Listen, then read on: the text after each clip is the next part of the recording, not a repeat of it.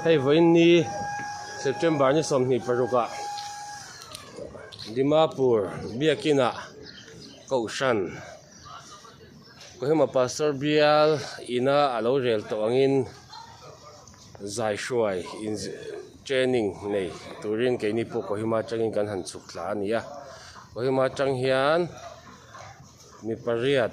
mi som pati kan chukani ti chuan ta hian tuna zingdar kuale ti ania cho ei kan siama dar som pakata program kan chan don ani ti chuan hei Dimapur ho hian man lo son le me hei thutleng thar sten siam mek boka ti chuan an building a hi nakin hu thlenga kan la thlir le du mai theya thil hlui ti hi alani rup a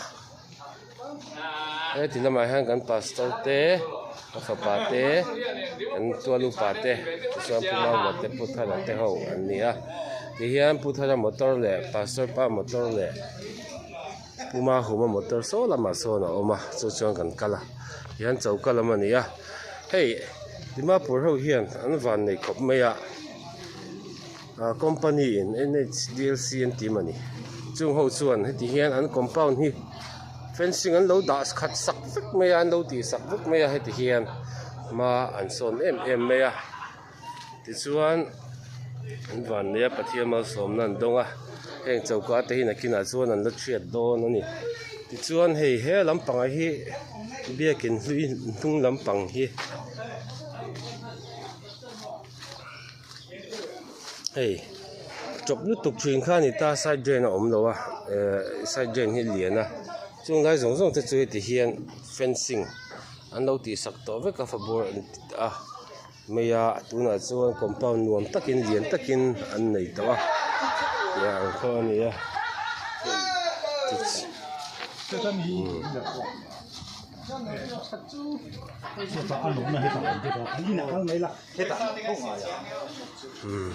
hetilama thalai ho Fatu Winnie training tour ho bok ania Fatu an ningal boka anin lungruala ela hian pu buanga ama hi tlang pu hi kan ti veng ta tlangwal ania ama hi Fatu suna ania arong bol na hi ta thaber zela kan ei duaka ani oh hey kan boss pa ani hei atel lo chon Dimapur hi arua khui meya ama me kan hui chuan nuam kan ti nakina adang kan continue leang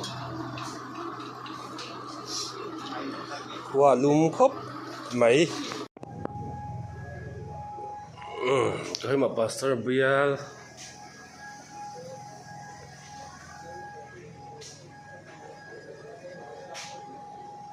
Kama Pastor Bial in khom zai shuai training langwal age lal chazola puya anti mai chin chan mai race pa imiran zirtir don ni hei kan zirna hol tur ni a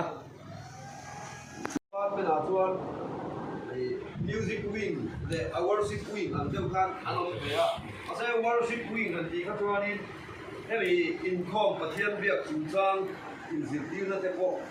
ani mai chu ti ma chuan pastor senior tele upa senior ati om chi training pe han chu ave ze ze khan ne ya anni ka chu thok tu lam pang anni lem lo ba department worship department ania dei ma ni khimi tu na sinot office main building in epcha in situepa annex building akian sinot book room ate ko temporary and monthly now to all mai akan kami duai so ka worship department ni ya chu ke mani lam music wing lam hian worship department chu ni king tu kan ni ya ta chuan thok tu te ko coordinator department head kan ne ya office oa kan nei boka office assistant kan ti kha chuan music instructor kan oma panga kan oma kan senior kan chu pumoi te ya ka soyam khan ni ya Zona Tokani, okay, Mahi, some he let Pama, Kalutua, Boy Day, some he for music student, Kanaluta, training in hun san sana te kan han kal ve do ra instructor ho hi ti chuan pilaya thok tu kan ni a thok tu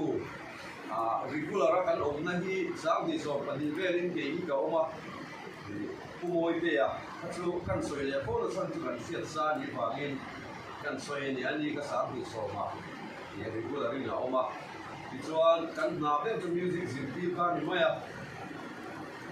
music instruments how he zirna hida so matangin office hun chung zoin darnga khengte darli khengte summer le winter office kal hun danglama office hun chung ina oma chu da chuan piano zirna a oma dar ka tin zirlai nom verenga tin zai zir nom reng boka violin zirte an oma guitar zirte turte music theory zil tu te ka tiang chi kha kan ve pura chu tiang chu kan na ani a tin khopui chung a zo khopui chung ma le thinglang hun da office programming kan chuak ve de reng boka limal somna ang chin le office kal tam te poa somna kha tam ve em maya khopui chung a pe ki chun kan chuak seng bi glova au bereng ani kar khata goi hi goi tum han chuak chang te hi kan ne ya new department lian tak worship department hi ani lova chuti lai ro chon tok kan malak lai roi chu azau deu ber om mange mission board pi lawa hi chuan kan ti hiala tok tu te moi kan in dai lo em maya ni ho instructor ho hi kan zina kan zin hian kan class khakilaya apok lo thol tu instructor rem chang in kan ti kha ni maya tilai kan zir nei na tu chang ki ko ve a to than ho lo mon na thila hian kan chuak ve de reng ani ti chuan worship department boy chi ma chon chu music school chu ame in de berani a ni tina office kan kalna ni a ti chuan zin kar bi ga hian thatum course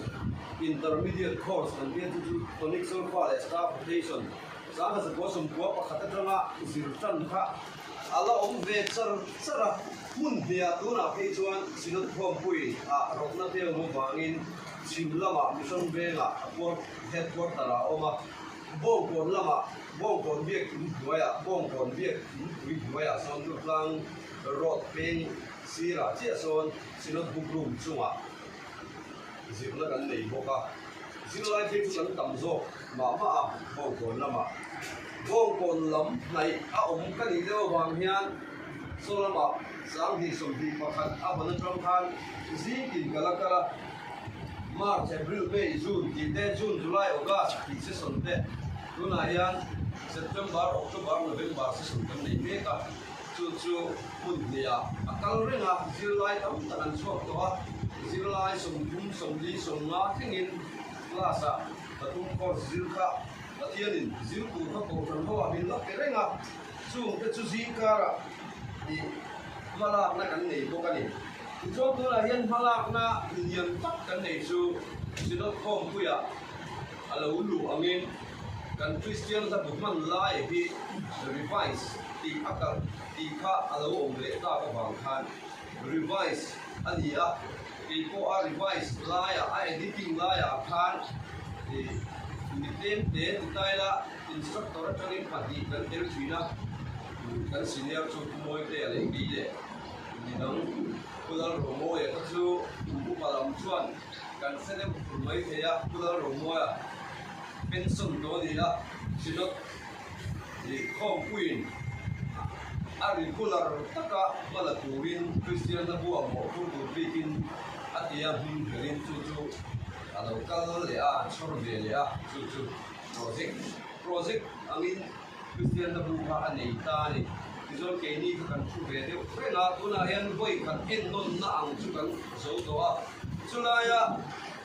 committee na worship committee na ruwa manna siam dana chuan tuna Christian na bu kan ban la hian saru awa chuan ahla tam lam poi ti kun ni se ti a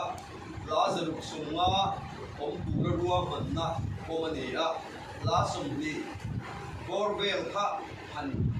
aum lai hi han da chua ละอมโลคริสเตียนตะบัวกันมันลายอมโลที่สมสริโกเวลละลูตูรินคอมมิตี้รวมมันน่าเสียมาจุ่มเดปอซิทีฟเฟลวิกตัวที่ชวนอัสลฟ้าหันฟูโตกโลเตมิวสิคเลียมิวสิกฟูโตกโลไลเตดินอัดหูละมาอัดหูฟูโตกโลเลลินฟูโตกโลแต่พวกนี้ไม่ใช่ข้าลำเขาจะสวยทุยโลวิละข้าเตียงอังข้าเอดิตอะไรไว้สัญญาจุดๆไปกันสองตัวตุมินที่ชวนคริสเตียนนักบุญกันละนี่โดนหรือว่านักตัวไม่เราชวนคริสเตียนนักบุญทารีมันดูรินกันอินเบสเซียจุดๆวารุสิตคอมมิตี้คนเบสเซียในด้านเลยตุ่มด้านอันนี้อะคริสเตียนนักบุญมาโมเดลแต่พวกเราไม่เทียเลยถ้าสุดสวรรค์เราไม่เราชูถ้าเราเลยขึ้นกับมังเรย์ทุกคนที่เราก็ชูกันสวยเนี่ยเราชูมาลากนะชูอาการเมฆบอกว่าชวนเราฝั่งพระบุตรพวกนี้เอ็นนนชาวเมฆมาลากนักการเมฆกันนี่อะชูหัวชู worship department มาลากนั่นแหละกันโรงบอลนั่นหลังซาอภิกินคริสเตียนนักบุญเป็นจุดนั้นโปรเจกต์กันไล่อเลียนทำได้เรื่องบัพติสเนี่ยนะบัพติสตัวคนเนี่ยนะขอบคุณทุกท่านดีอ่ะคอมมิตี้ที่ข้างอินโดก็ที่อินโดอันคอมมิตี้นี่ก็เดี๋ยวจะทันเพราะว่าเราเดี๋ยวข้างไหนยังบอกเองเนี่ยนี่มิวสิกฮิสตรีโซนเนี่ยเพราะว่าหันสุดมีท่าจ้าผมพบมาอ่ะทำไมเราถึงพลังพลิงหรือว่าไงล่ะกูฟังหูลงบอลน่าเย็นจันโวในตู้อมโลที่โลอันนี้อ่ะอาเช่นชูเทียมวางเตะชัดวางเตะโปนิเทียเช่นชูกันเทียมวางโปนิโลอาจูนน่าวางตีง่ายเตะโปจันโวกันในเทียอามาเอโรชูกูฟังปัจจัยเบียกหูน่าเร่งหัววาที่ชวน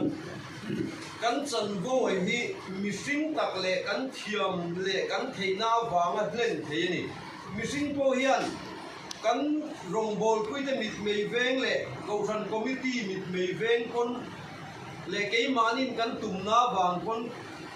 เฮ้เองหมดเส้นที่ชัดตักเล่ใส่เซลกายลุตุกโลคนชัดตักกินกันที่เทียไปกันมาเซจุลายาจวนกูฟังหูเตตันมีดังเตตันริงโลมีเฮล่ากันเวลาตั้มตะกันโนกันทมสิ่งอ่ะเสตุตั้มตะกันโนมา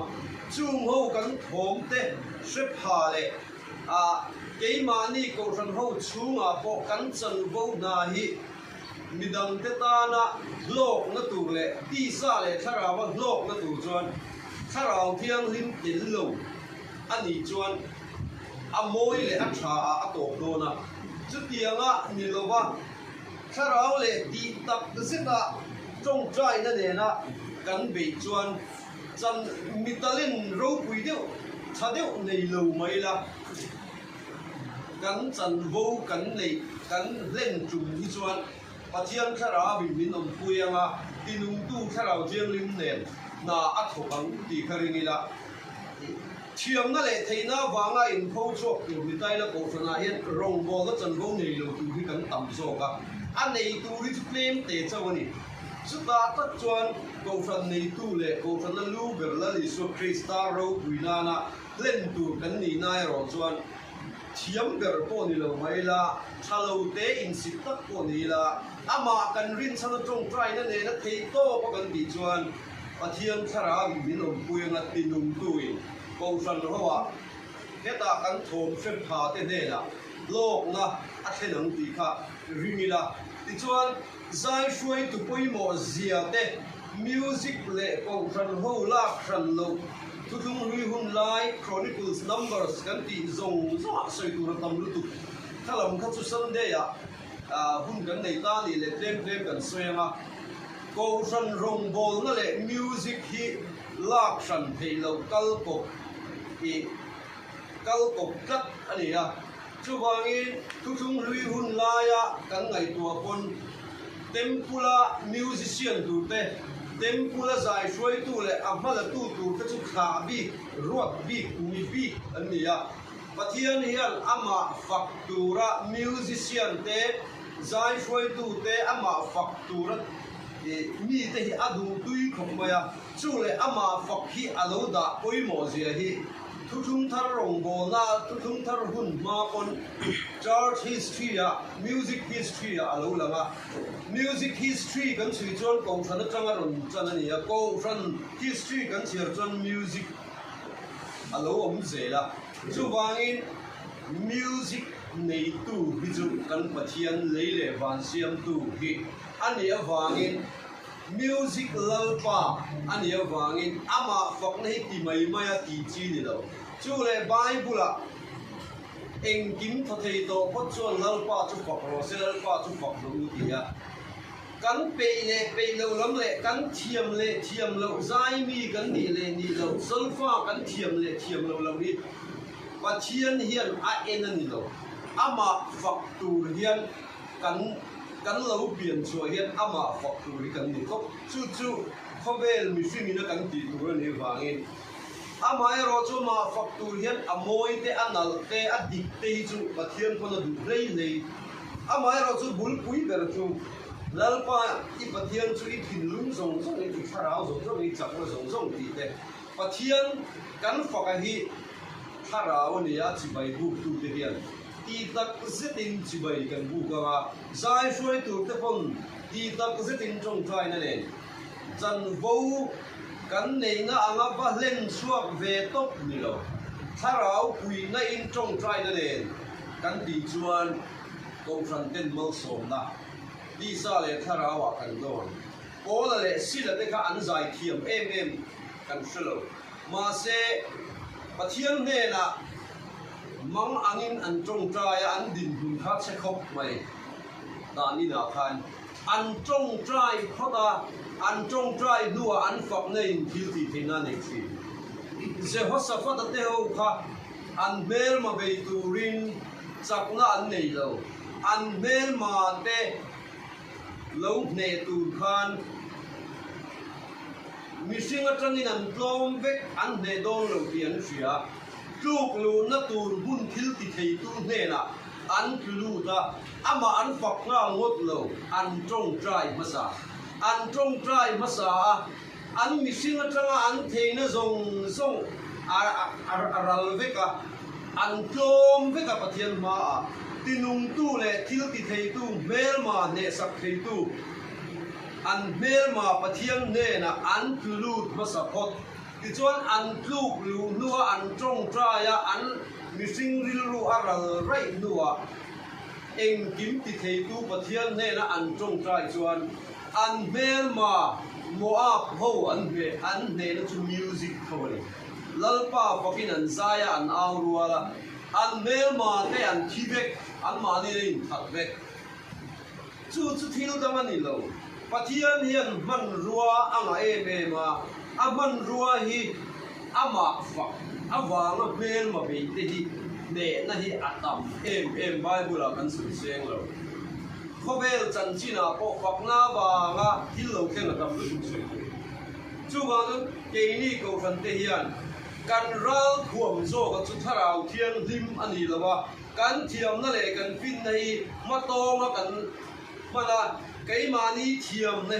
กันชวนถ้าเดวิน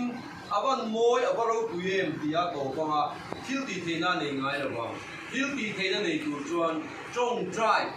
ลมไรอะลมรัลไรอะปะเทียนเนนะโกละเลสิละเตเจหัวสัฟต์เตหูลมตะกะลัลปาเนนะอันจงใจอะที่ล้ำกันเราห้อยไม่โซที่ด่านตัวเละอ่ะไงนะพวกกันเสลาลัลปาอีพูดหุ่นเย่อันที่นาจังอินเละกันตีนาจังอินกันรงโบนาเฮียนราชาสัวมาจู่ไปเนียนตัวฉันพูดเต็มฟิมาสายแล้วกันใจช่วยแต่พวกนี้ก็จะลงกันอินสตูเมนต์ที่พวกนี้ทุกจากเก่งเรารีโมยตักเรานี่รีโมทมาเสพเทียนินมาโซ่มาลงแล้วดาวิดันจริงจังก็เป็นคนโซ่แล้วก็ชุ่มรำห้วยนักลามาลงอาจารย์จุปเทียนฝักตู้เตถิ่นลุงค่ะเมลมาป้าเฮียนอัดลาวก็จู่บางอินตีตักเสตลัลปาฮีกันฝักกันโจยมวยตักข้าราวเลยตีตักเสตกันโจยมวยจะเทคเอารันชุ่มไม่เนี่ยกันเวลาอาเฟพาเตตันข้าราวสัลตันริงเหล่ามีเตน้ำดังซาเขามีเตปนกันโถมรีโมยอ่ะ อันง่ายเทียงอ่ะคริสเตียนปะเทียนเบียกนะฮีทิลตีเทนะอ่ะอันสังโมนี่จู่ๆไปเนี่ยเห็นตัวเขาอาบุลคุยเบลโซตัวนั้นไปเนี่ยกันอินโพสใส่นะตัวที่จู่อาเซเคนมีสิ่งละมันจังอ่ะอัดกันไอ้โต้บักกันเราอินโพสใส่เป็นตัวทิลเจ้านี่อันนัมเบอร์วันเนี่ยเราจู่ๆไล่จู่นี่ดีค่ะกันเสียรู้มานี่เสีย Worship Department Training ถูกเหมือนนี่นะอินข้าลายกับการเสพภาษานี่ที่ข้างหูโตในละประเทศนี่ทุกกันใส่แต่มันมีสองสัตว์เสพข้างตรงใจน่าจุดกันฟังตรงเราไม่ยังอ่ะซุ่มรำเที่ยวดูกันโอเมนมาเสรีเลยที่เองบอกชุดนั่นไรที่เองที่เงี้ยให้ไอ้เห็นกันไซซิ่งที่ยังเก็บไซซิ่งที่ส่งเห็นชุดในใจไรเก็บส่ง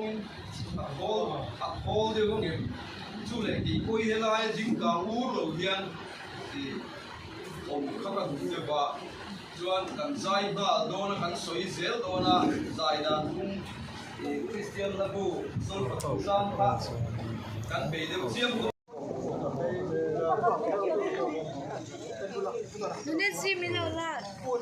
Rồi in training kháng na, training hậu giống giống thà lạc na, ai đồ na.